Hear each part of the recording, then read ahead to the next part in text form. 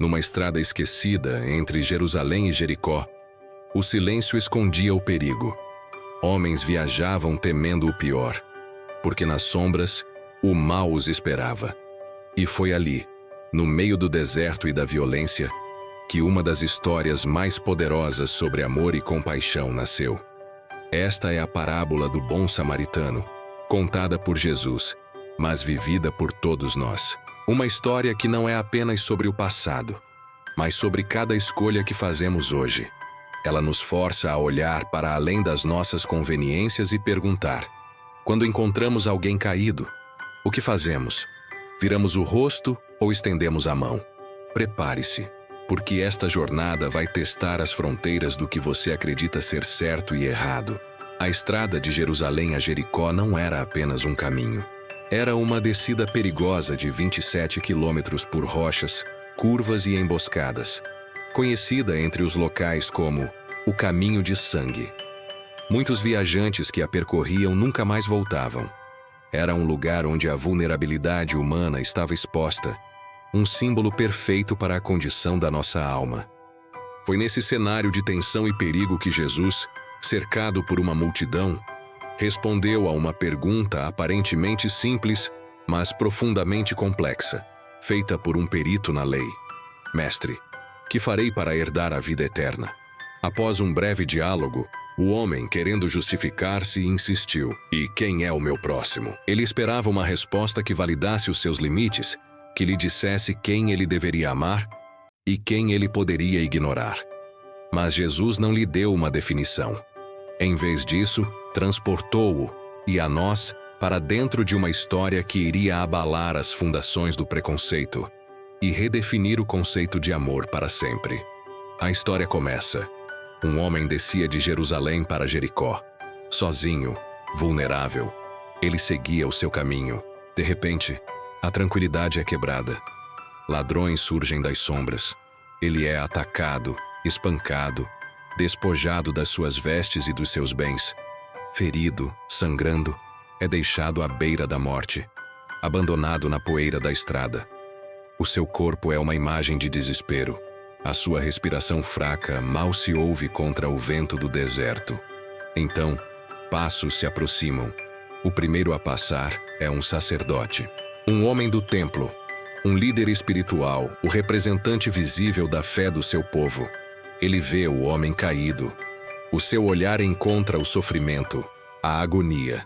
Mas, em vez de parar, ele desvia-se, atravessa para o outro lado da estrada e continua o seu caminho, talvez com medo de se contaminar, talvez com pressa para os seus deveres sagrados. Pouco depois, outros passos.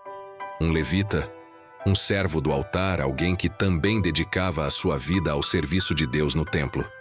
Ele aproxima-se, olha para o homem ferido, avalia a situação, mas também segue adiante. Os seus passos ecoam e desaparecem na distância, deixando o homem ferido novamente entregue à solidão e à morte iminente. O silêncio voltou, mais pesado e cruel do que antes. Então, quando toda a esperança parecia perdida, veio um homem, um samaritano.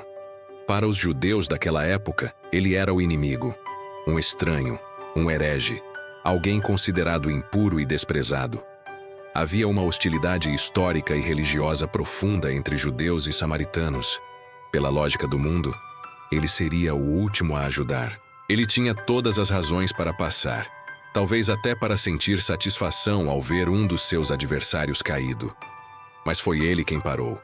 Foi ele quem, ao ver o homem, se moveu de íntima compaixão. Ele não viu um judeu, não viu um inimigo. Ele viu um ser humano a sofrer. Aproximou-se, ajoelhou-se na poeira e, com as suas próprias mãos, começou a tratar das feridas do desconhecido. Usou o seu próprio azeite e vinho, os remédios que carregava para a sua jornada, para limpar e aliviar a dor. Depois, com cuidado, colocou-o sobre o seu próprio animal, sacrificando o seu conforto, e levou-o para a segurança de uma hospedaria. O que os separava era a religião, a cultura, a história. O que os uniu foi a compaixão, um ato de amor que quebrou todas as barreiras. Na hospedaria, O samaritano não apenas deixou o homem, ele cuidou dele durante a noite. No dia seguinte, antes de partir, deu dinheiro ao hospedeiro e disse: "Cuida dele, e se gastares algo a mais, eu te pagarei quando voltar." Ele não ofereceu uma ajuda parcial, mas uma restauração completa, assumindo toda a responsabilidade. Quando Jesus terminou de contar esta parábola, o silêncio pairou sobre a multidão. Ele então virou-se para o perito na lei que lhe fizera a pergunta e olhou-o nos olhos. "Qual destes três, na tua opinião, foi o próximo daquele que caiu nas mãos dos ladrões?" A pergunta de Jesus inverteu tudo. O perito não perguntou: "Quem é o meu próximo?", mas foi confrontado com: "De quem tu te tornas próximo?" A resposta foi inevitável, embora talvez difícil de admitir: aquele que usou de misericórdia para com ele. E então Jesus deu a ordem que ecoa através dos séculos: "Vai e faze o mesmo."